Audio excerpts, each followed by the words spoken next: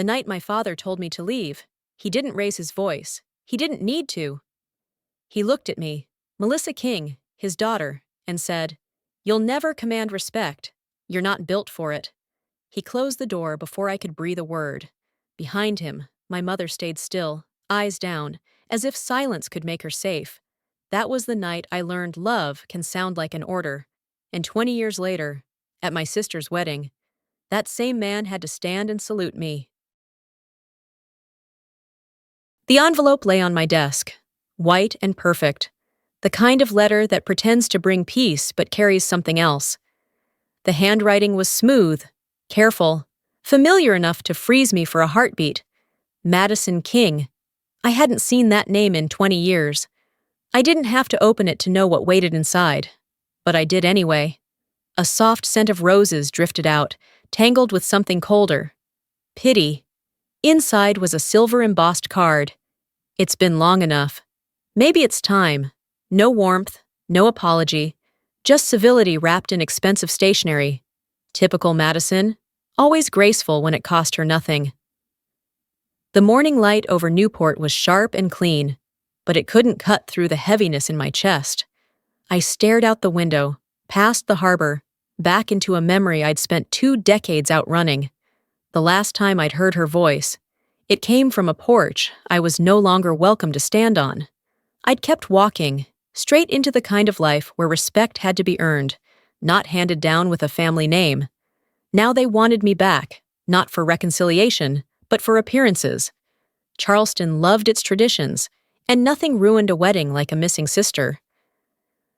I folded the letter carefully, the way you fold a scar so it doesn't reopen, and set it aside. I wasn't going back to settle scores. I was going back to see if the ache still knew my name. I left Newport early Friday morning, the air damp and cold enough to sting. My Navy SUV hummed down I-95, the highway stretching endlessly south like a thread pulling me backward through time. Every mile carried a memory I'd buried, but never erased. I could still see my father, Captain Raymond King, standing in the kitchen the morning everything broke. His uniform was spotless, his voice calm, and that was what made it hurt the most. He never shouted. He dissected you with restraint. The smell of shoe polish and strong coffee filled the room as he said what he believed was wisdom. "You want attention, not service. The Navy doesn't need women who crave applause." I remember the letter from Annapolis trembling in my hands, my voice trying to steady itself. I just wanted to earn what he had. He folded his paper, slow, deliberate, as if sealing a coffin, then earn it somewhere else. That night, I left with a single duffel bag. My mother stood at the window, gripping a tin of cookies she'd baked but never offered. "Be careful out there," she'd whispered.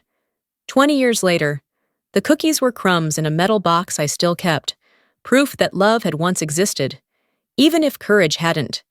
The Charleston city line appeared at noon.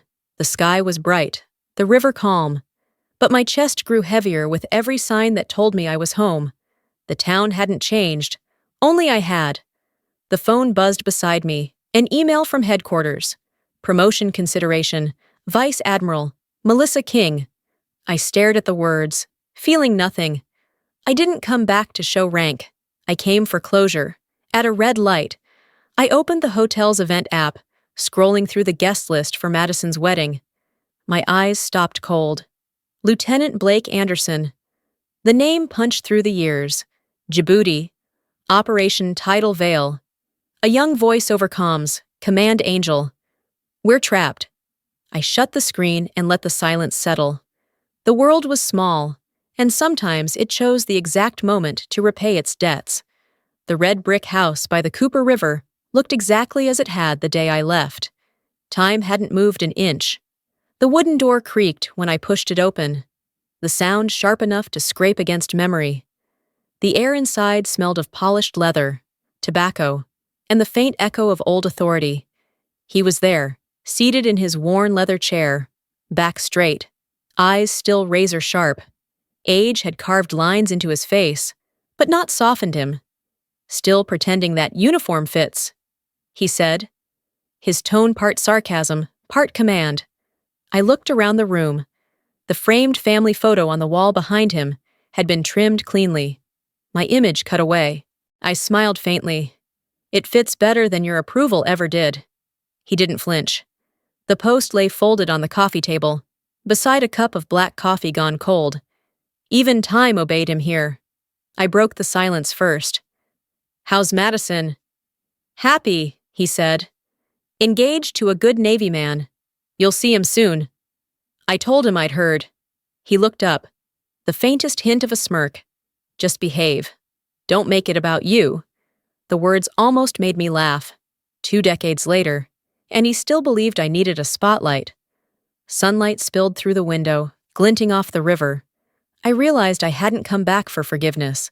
I'd come back to prove I didn't need it. When I left, the afternoon light had turned gold. The door closed behind me with the same weary creak, the same final sound that had once ended my youth. But this time, I didn't cry. The Riverside Hotel glowed in soft gold, the air thick with champagne and Charleston charm. I sat at the far end of the table, the polite corner reserved for people who didn't belong. My shirt was crisp, medalless. The waiter hesitated beside me. "Water?" I said. "Keeps me honest." Whispers drifted through the jazz. "That's her. The Navy one. Never married." I let them talk. Shame was a language I'd stopped speaking long ago. Madison arrived in pale blue, trying to smile through nerves. "You look strong," she said. "You look nervous." I answered.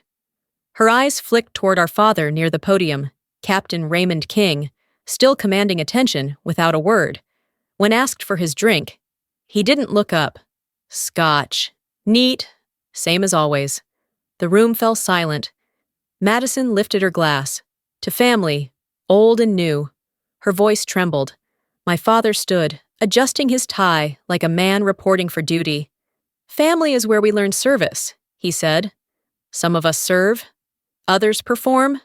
Laughter rippled. I simply smiled. Silence. I'd learned.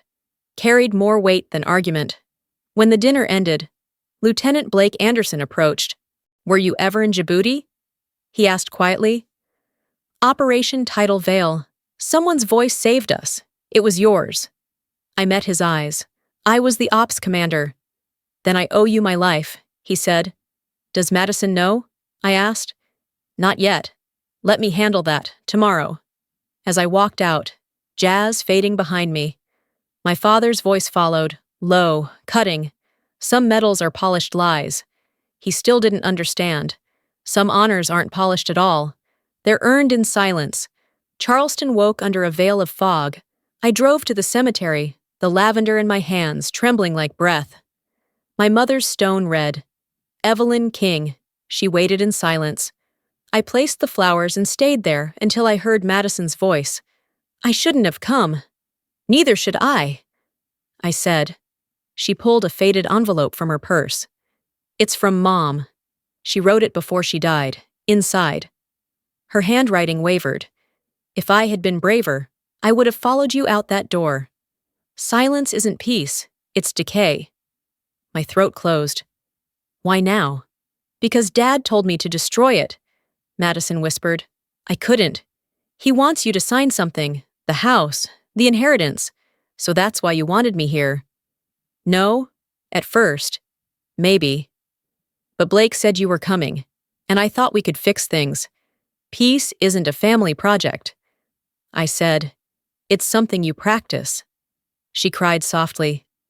"I'm sorry for keeping the letter." "Then don't keep anything else."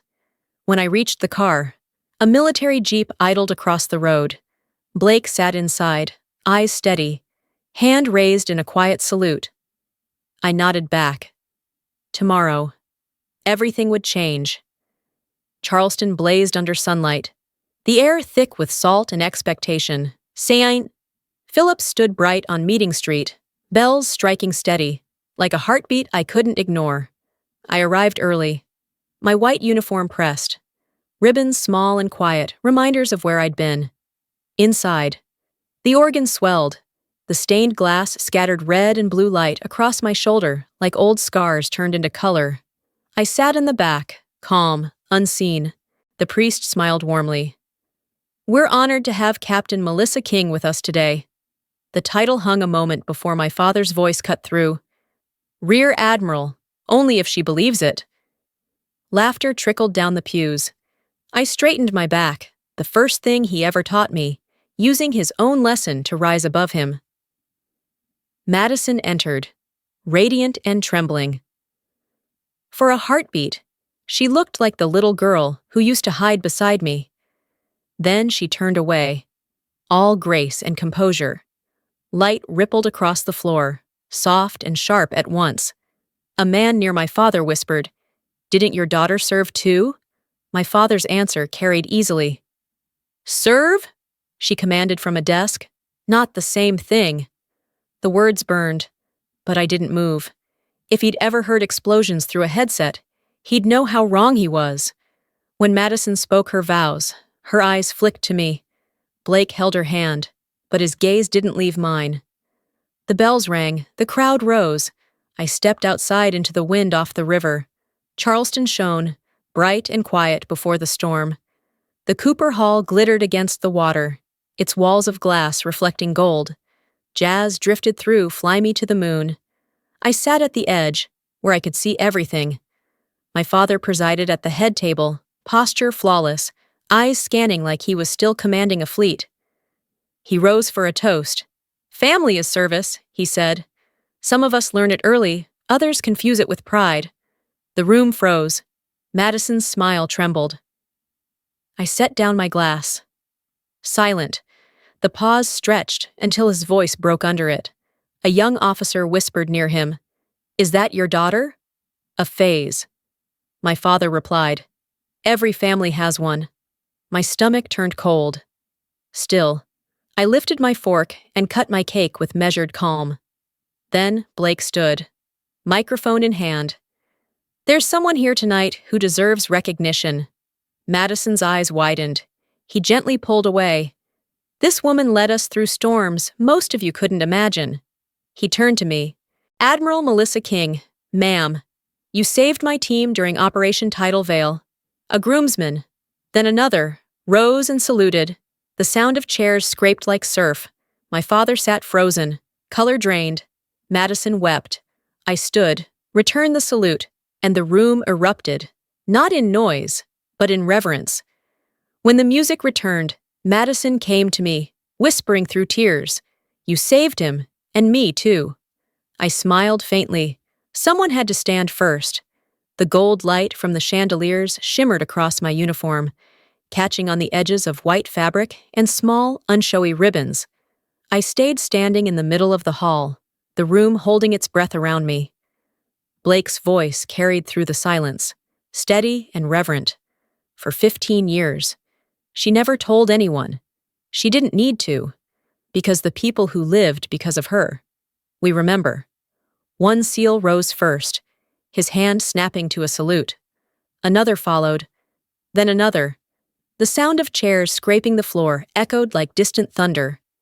In 10 seconds, the entire hall was on its feet. I had stood in storms, in the roar of engines and gunfire. But this, the quiet weight of respect, was louder than any battle I'd ever fought. Someone near the back whispered, "She's the Black Widow." The old codename rippled through the air, a ghost from a lifetime I'd buried. I felt the corner of my mouth lift. Not pride, not victory, just relief. After years of carrying silence, it finally felt light. My father hadn't moved. His face had gone pale, his hand trembling around a napkin. For a heartbeat, I thought he'd turn away, walk out like he had before. Instead, he set the glass down and stood. Slowly, he met my eyes, and I saw it.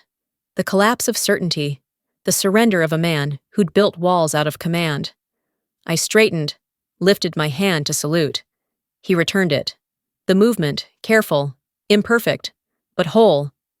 2 officers, 2 generations, 1 salute ending 20 years of unspoken war.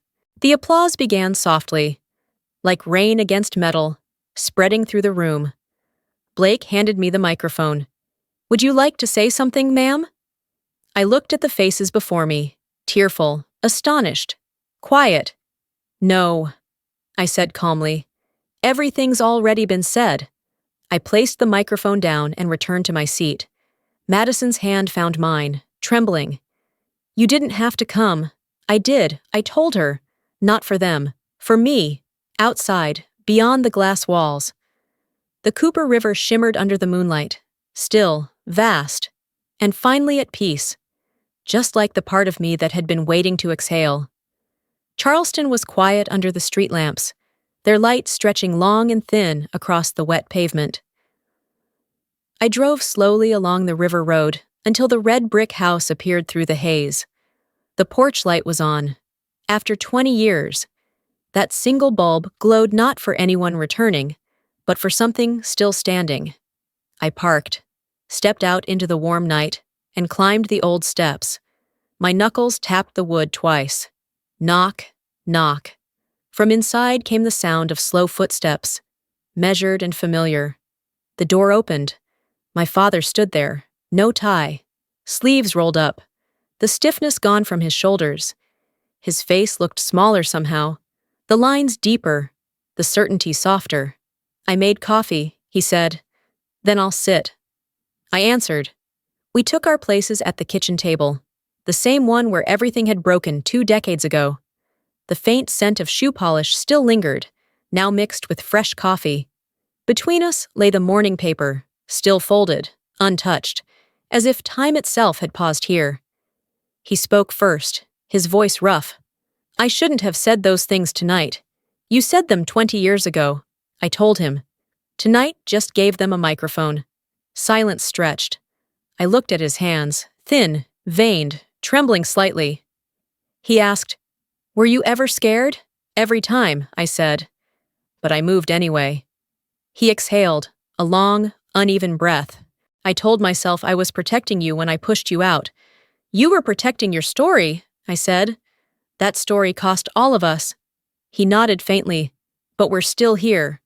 The old clock ticked between us, each sound steady, identical to the one that filled this house the night I left. After a while, he glanced at the door. Those 2 knocks, what do they mean? I smiled. It's how you say, I'm here, and I mean no harm. He turned toward the door, lifted his hand, and tapped twice.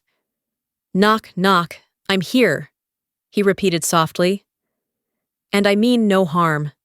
We sat in that fragile peace, no tears, no apologies, just 2 people acknowledging the quiet truth at last.